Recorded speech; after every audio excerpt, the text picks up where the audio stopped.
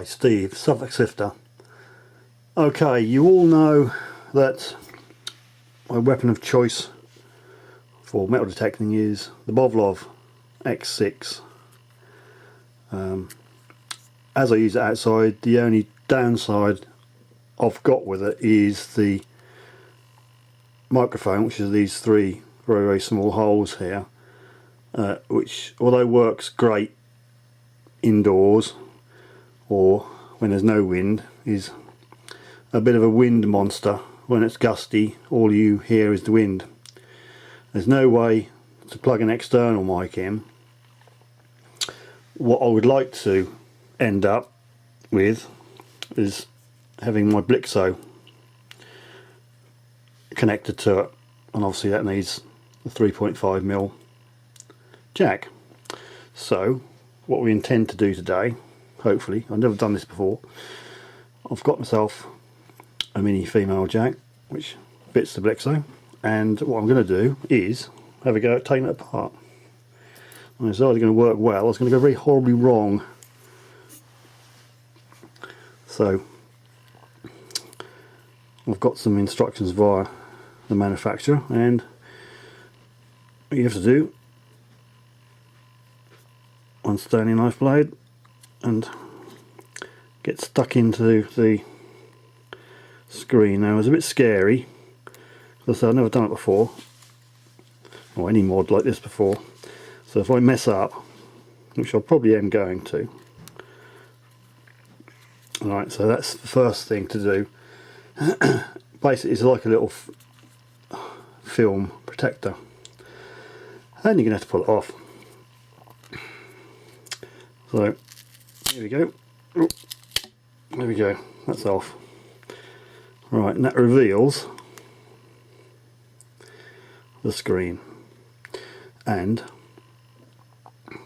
at the corner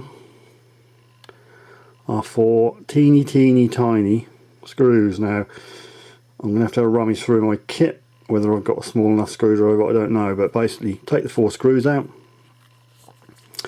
turn her over, and then the silver cover will come off. So I'm going to have a rummage, see if I've got a small enough screwdriver. So that's stage one. Right, lucky enough for me, I have found just small enough. I'm going to try and do this and keep you in the frame, and by looking over the camera. And what I should have said before, obviously, is take the battery out. Thus, and also your card. Okie doke. Let's see if these fit in a hole. It's very tight, this screwdriver.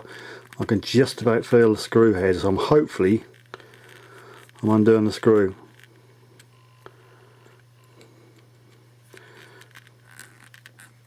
This might not happen. So I'm not getting the screws come out with the screwdriver, but hopefully I've got it, because things have started to wobble around.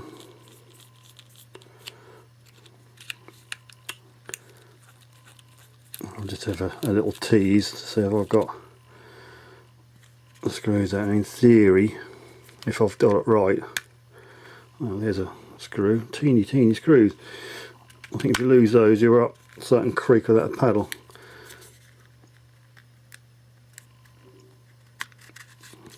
It's just started to come apart there. Can you see that? And I'm not sure whether I've got all the screws out yet. We'll soon find out. There you go. All the screws come out, but they're on my mat. There then. I think that screw's not quite undone there. So we'll have another go. Still got to know where, if you've actually located the head. I have. So okay, Boblov's been struck down. There we go. That's the cover, and that's the button there. It's held in by a small piece of sticky tape. If that drops out, then obviously pop him back there. So there you have it, inside a Boblov. That's your front 0.95 screen. Microphone is there, screwdriver, just in there. So the plan of action is to desolder those two terminals, bearing in mind red to red, black to black, so make a note of it. Although some boards have a plus on. And my biggest issue is going to be finding somewhere for this, and I don't think that's going to happen. So I think what's going to have to be done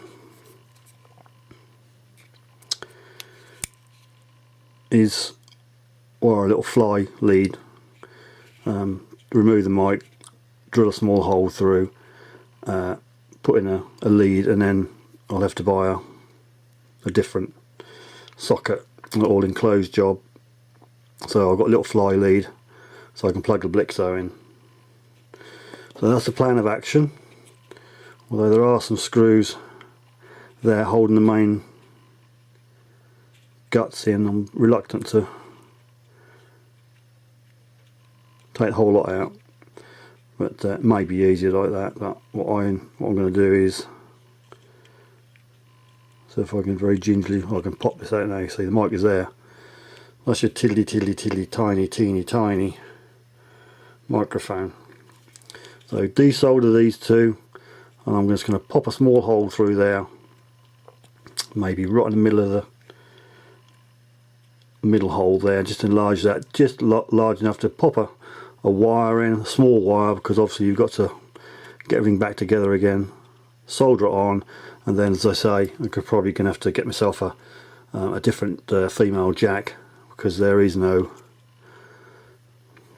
without going into stripping the whole lot down, I don't think you're going to find, because you've got the card slot there,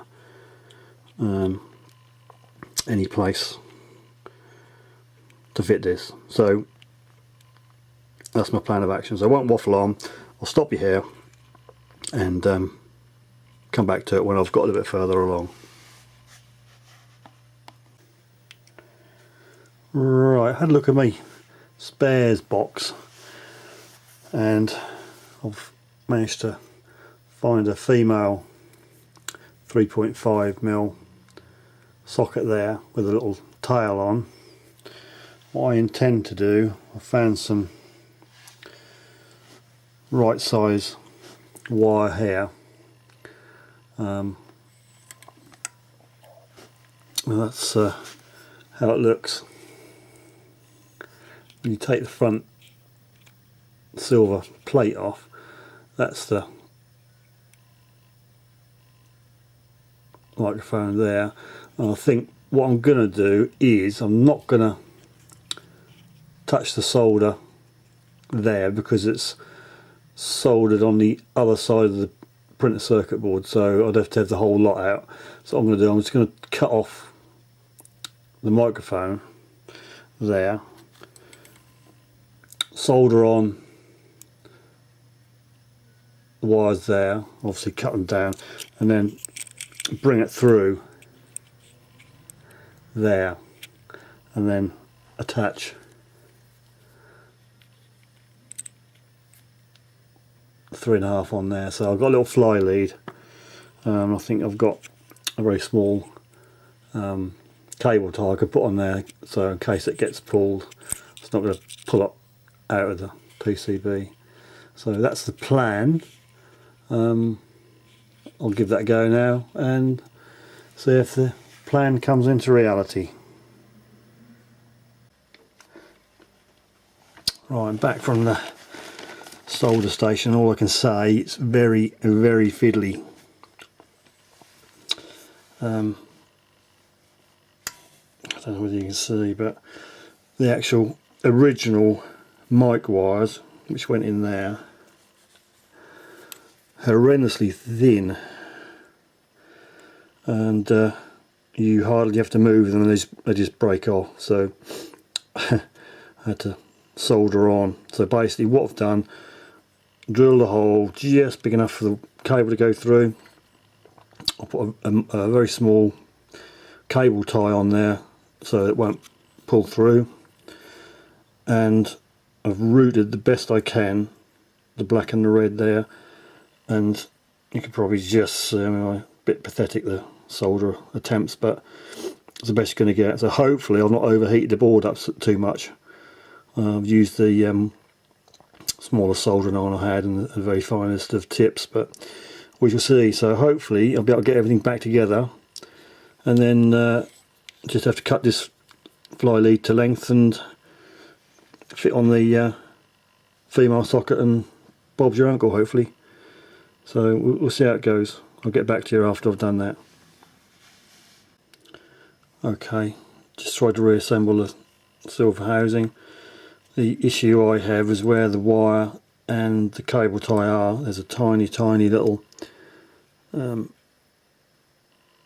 fitting there. I'm going to have to trim that down. I don't know whether you can see the yellow cable tie. Just going to have to halve that, and that could close. And then that one there, it's obviously a clip which hooks in there, but it's going to be it's on my wires, which obviously I haven't got the right size wires, and they are very thin. So I'm just going to have to cut off that bit there, the little lip there, and just I'm going to halve that, because obviously there's a screw got to go in there.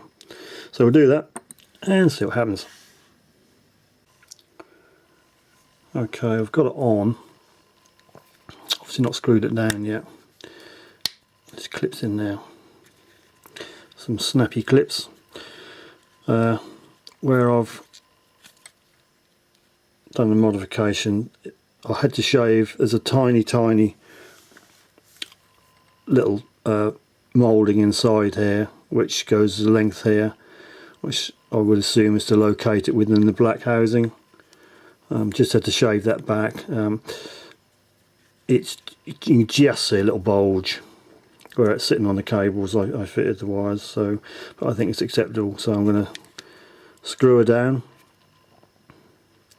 and refit the back. Now I don't know how it's going to go back. I've tried to keep it separate. Hopefully it's still sticky enough to go back on, but if not, there's a way around it. Okay, I'll put some screws in so we can get the back on.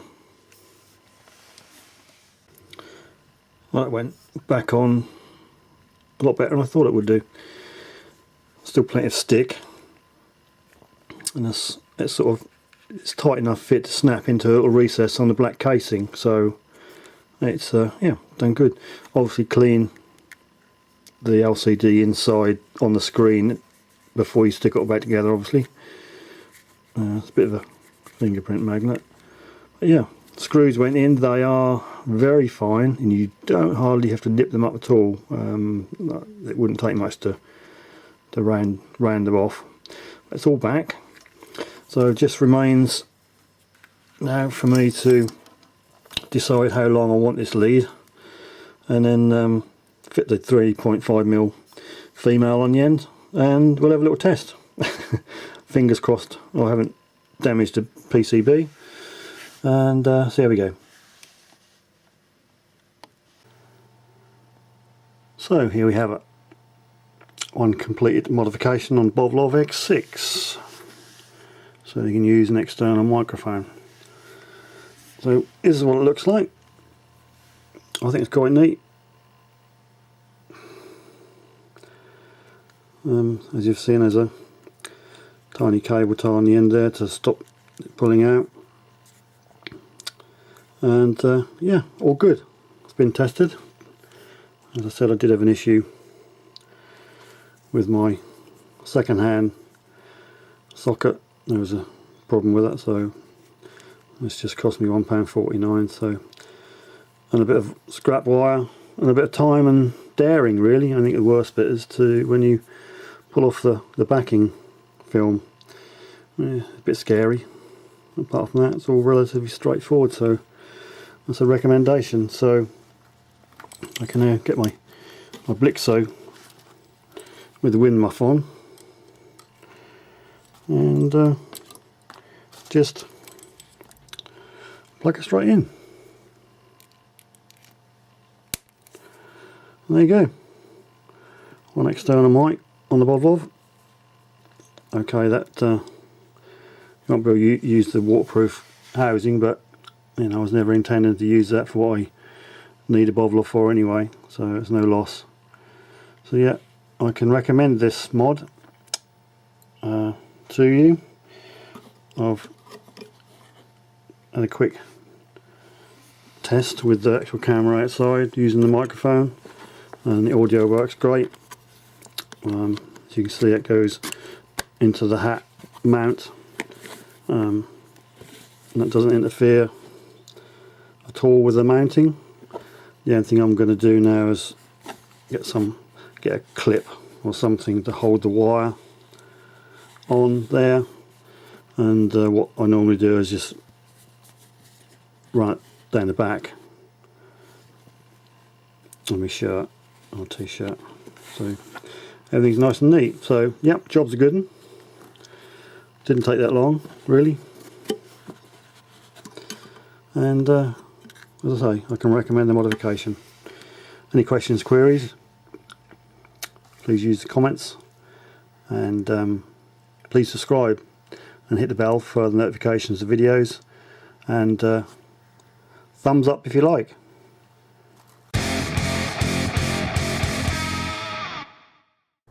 That's the back protective film which goes on the back of the Boblov, and it sits right over the 2-inch LCD. That's the most scariest bit, I think, getting the Stanley in to lift the film and then tearing the actual part off. But it's easy enough. Just take your time when you pull it off, and it will go back. If you just leave it out of the way so you don't get the sticky bit dirty, there's plenty of stick to put it back, and it actually is a tight fit in a recess in the back cover, so it will just snap back in, and you know, depending how tired you were pulling it out, it shouldn't notice too much that the thing has been apart, so that's all good. The tape is holding in the front button of the Boblov. That's the power button, the mode button. Obviously, if the tape has lost its stick, just pop the button back and use some adhesive tape just to hold it in there on the actual hinge where it mounts the main body. Oh, there's a close-up still of what you're going to find inside Boblov X6 when you take the silver cover off, and yep, it's all fairly tidy. So basically, I desoldered where the red and the black mic wire goes on. I didn't have a choice because the wires broke, and they are very fragile. You can see the plus and the minus on the board, so there's no mistaking which one goes where.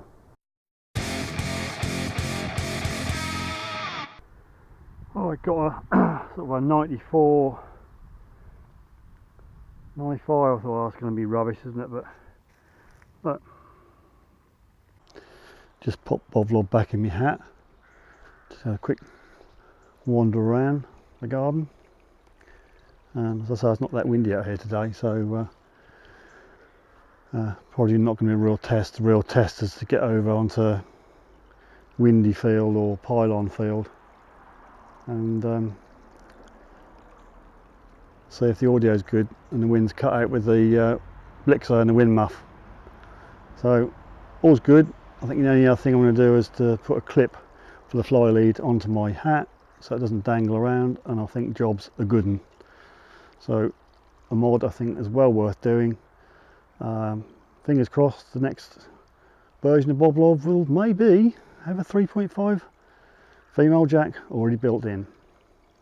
Who knows?